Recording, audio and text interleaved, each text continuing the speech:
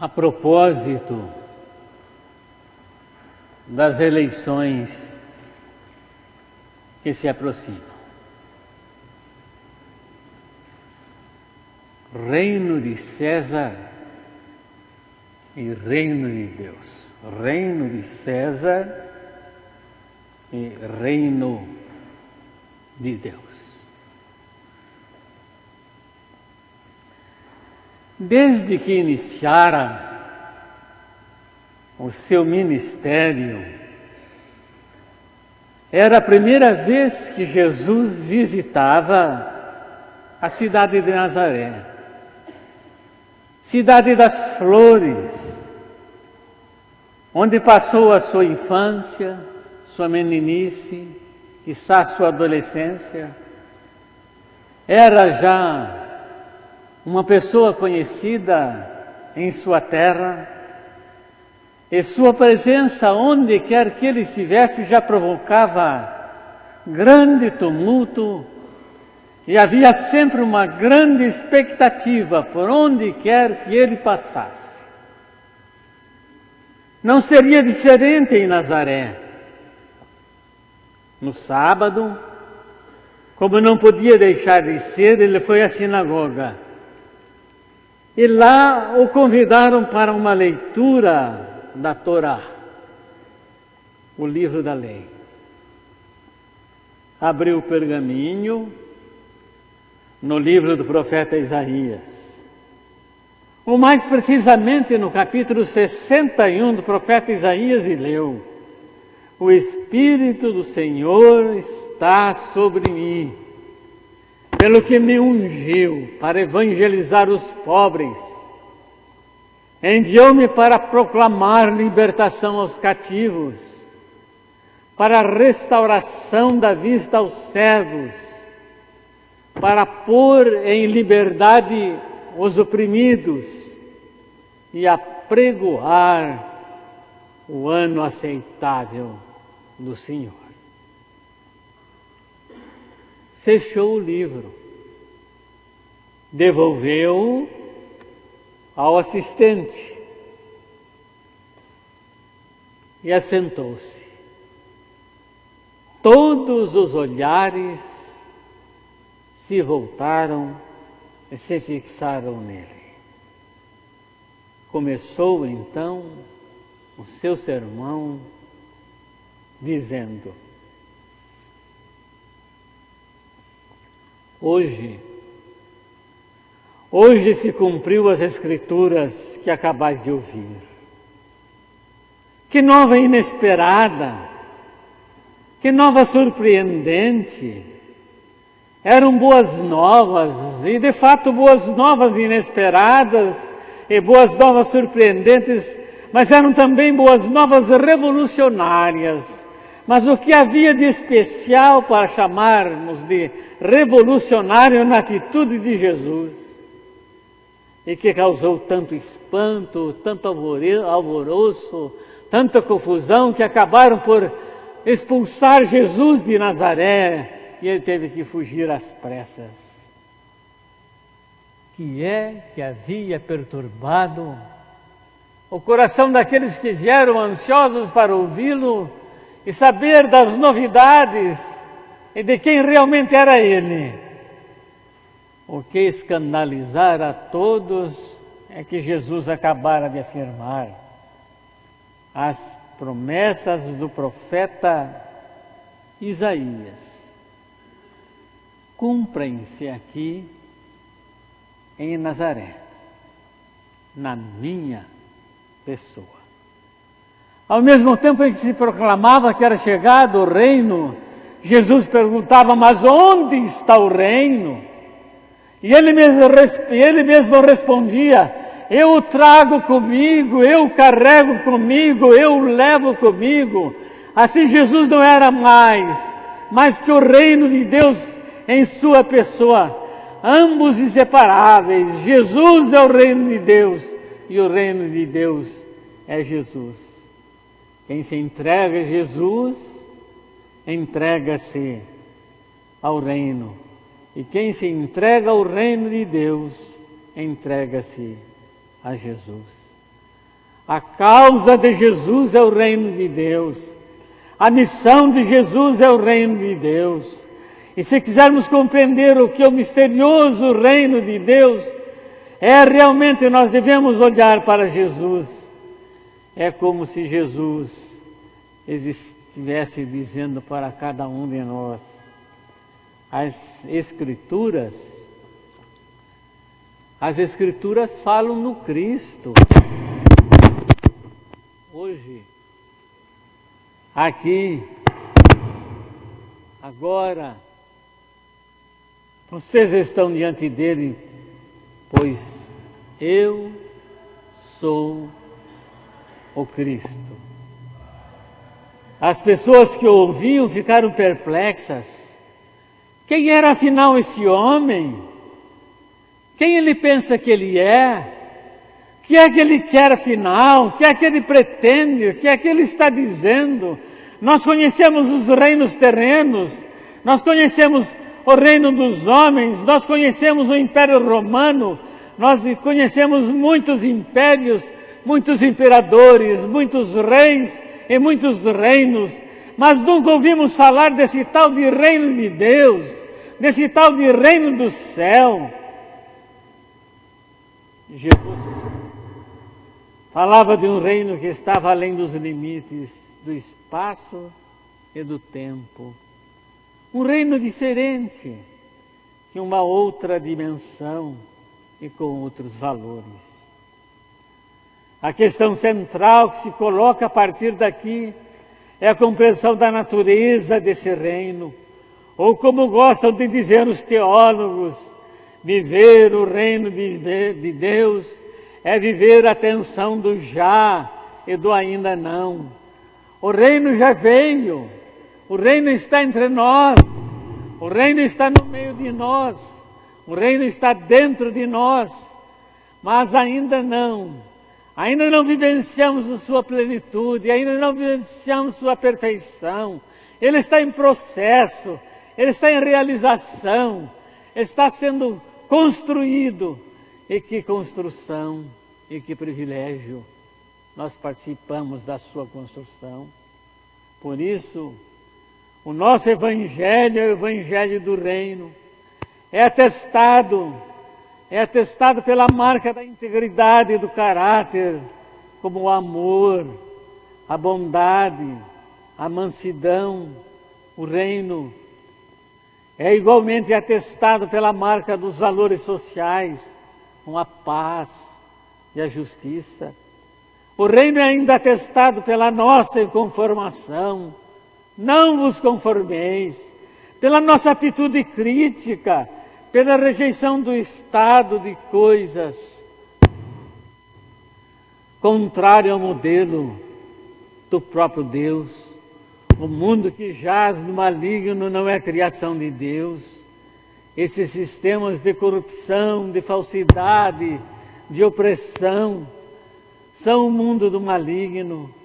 Sejam esses sistemas políticos, econômicos, sociais, culturais, religiosos. Nesse contexto, a nossa missão é anunciar a boa nova do reino para essa terra.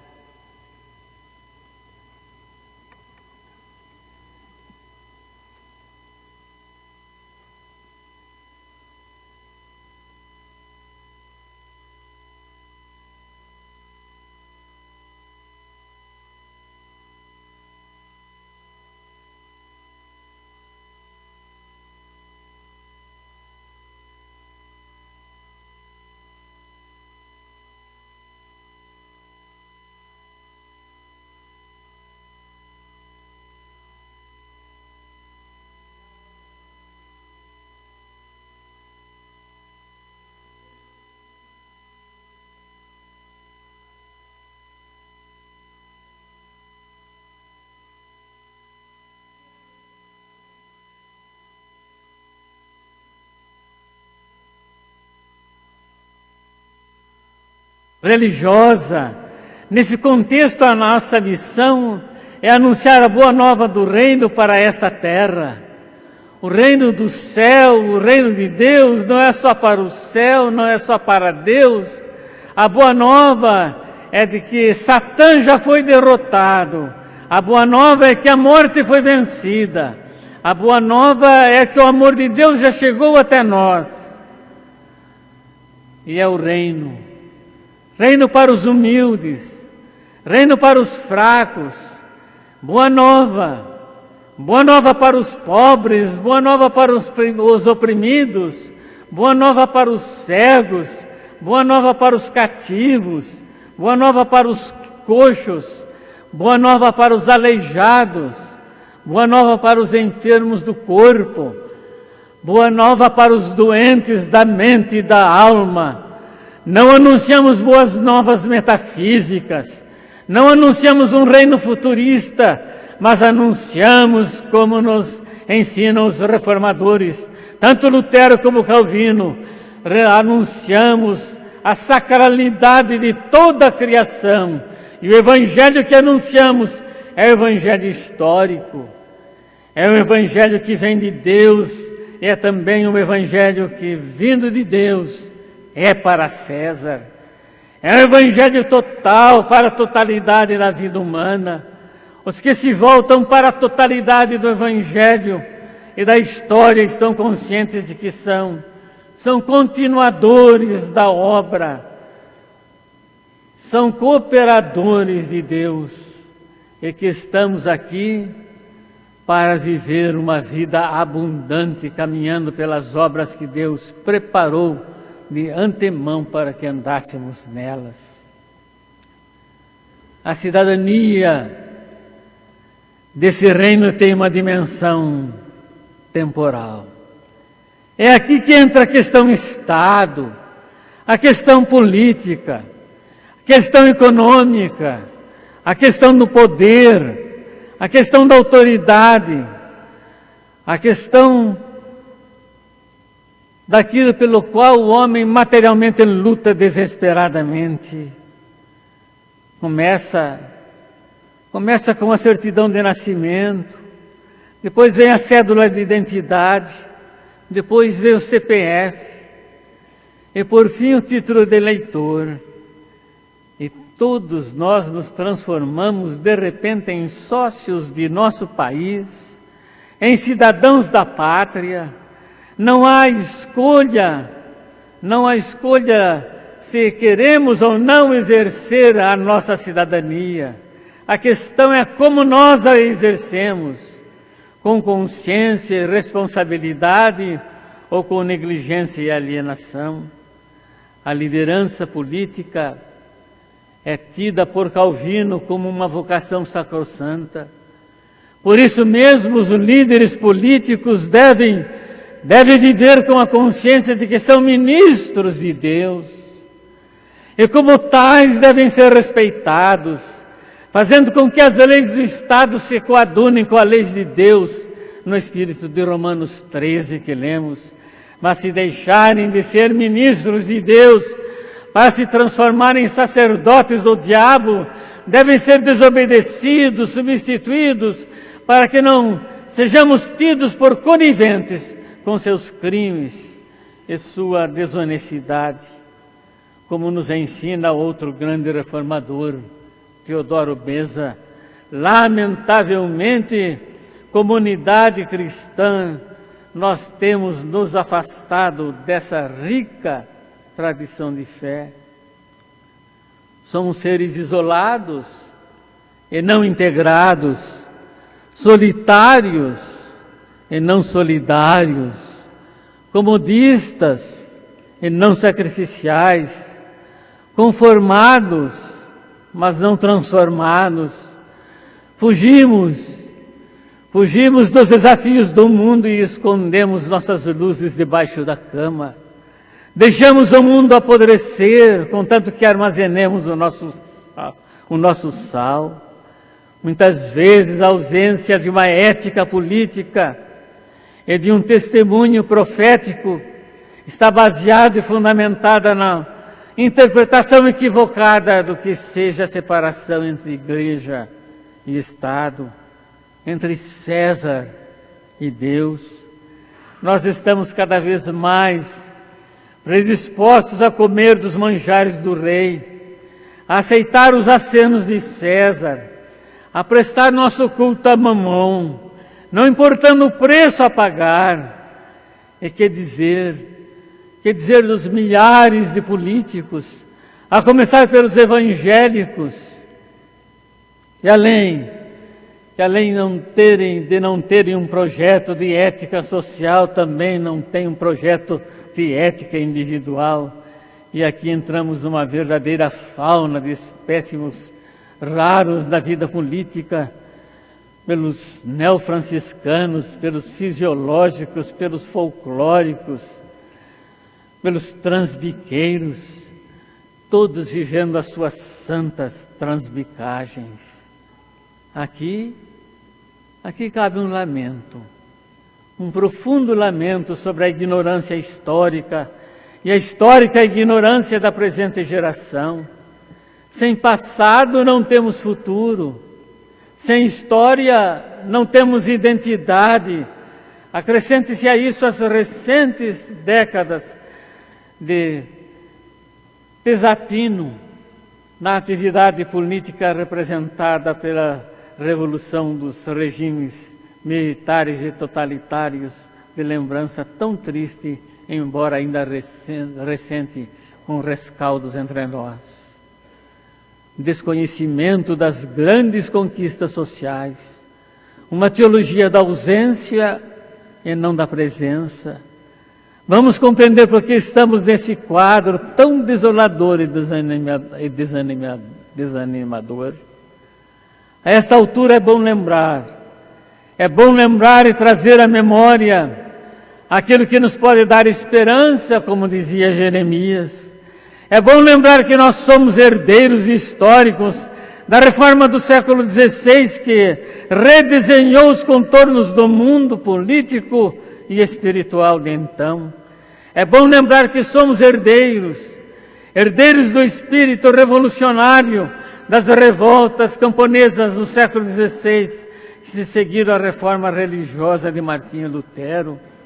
É bom lembrar a luta abolicionista de Wilberforce, não apenas em sua pátria, mas em todo o mundo, e a favor dos prisioneiros, dos menores, das crianças, dos desamparados, dos órfãos, das viúvas, das mulheres, dos abandonados, dos sem vez, dos sem voz. É bom lembrar que a escola dominical surgiu para atender crianças faveladas e abandonadas nas ruas sujas de uma Londres miserável. É bom lembrar que a moderna enfermagem e a Cruz Vermelha, que infelizmente vem sendo tingida por atitudes indignas, ultimamente surgiram exatamente por inspiração de evangélicos misericordiosos. É bom lembrar João Wesley, que repetia: eu não creio em cristianismo que não comece com conversão. Eu não creio em conversão que não termine com compromisso social. É bom lembrar que Finney, o grande evangelista, julgava que a nossa tarefa era transformar o mundo e que a falta de responsabilidade social era um obstáculo para o Espírito Santo atuar na igreja. Muitos viram nisso uma heresia, mas que santa heresia. É bom lembrar William Booth nas sarjetas de Londres, levando sopa, sabão e salvação aos farrapos humanos que se arrastavam pelas ruas nojentas. É bom lembrar dos cristãos da Índia, muitos martirizados e queimados vivos, lutando contra um sistema de castas. É bom lembrar de um cristianismo que construiu escolas, asilos, hospitais, que denunciava a escravidão, que ia aos parlamentos lutar por leis mais justas e por uma sociedade mais humana. É bom lembrar, no nosso caso em particular, o tempo quando acalentávamos no nosso coração, como eu fiz na minha juventude de universitário, uma proposta nova e superior de democracia, de modernidade, de progresso. É bom lembrar o pioneirismo protestante na questão da educação, desde a pré-escola até a universidade. É bom lembrar toda uma geração empenhada na produção do conhecimento e na transformação social. É bom lembrar toda uma geração liberal, politicamente falando, abolicionista e republicana. É bom lembrar a linhagem de pastores com P maiúsculo, pastores herdeiros de outros pastores, mas que honraram a sua herança. Pastores como o reformador Abraham Kuyper, que chegou primeiro-ministro da Holanda e mudou a face do seu país. Pastores herdeiros espirituais de um Bonhoeffer, o luterano que morreu fuzilado por se insurgir contra o nazismo na sua expressão mais satânica. É bom lembrar de pastores herdeiros espirituais de Martin Luther King Jr., o batista que morre assassinado na luta pelos direitos civis do seu povo e contra o racismo em sua pátria dita cristã. Pastores, herdeiros espirituais de pastores, de um Desmond Tutu, bispo anglicano da África do Sul, irmão gêmeo praticamente de Mandela, capitão da liberdade, campeão da liberdade e da reconciliação na sua pátria, e de um Luther King também, como ele, prêmio da paz. Quando veremos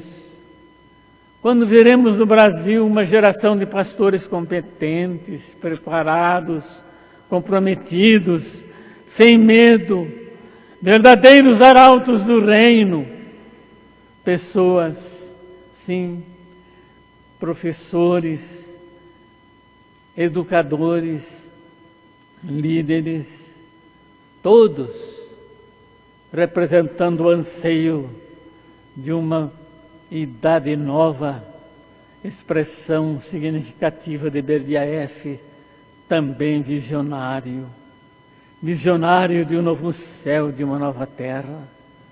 Tudo isso para dizer uma coisa bem simples: nós precisamos caminhar em direção a uma cidadania madura e responsável. Ou na feliz expressão de um bispo anglicano brasileiro, muito conhecido, professor universitário da Universidade Federal do Recife, líder político entre os estudantes do Brasil, anglicano de coração, como cristãos, diz ele, como cristãos, e eu me refiro a Robson Cavalcante, como cristãos, não podemos ficar presos ao pêndulo que vai de uma santidade fora da cidadania até uma cidadania sem santidade. Não podemos ficar presos ao pêndulo que vai de uma santidade sem cidadania até uma cidadania sem santidade. Precisamos de uma cidadania com o exercício da santidade e de uma santidade com o exercício da cidadania. Podemos ser otimistas. O momento é mais para pessimismo que para otimismo. Mas não nos esqueçamos. Não nos esqueçamos nunca. O nosso Deus é maior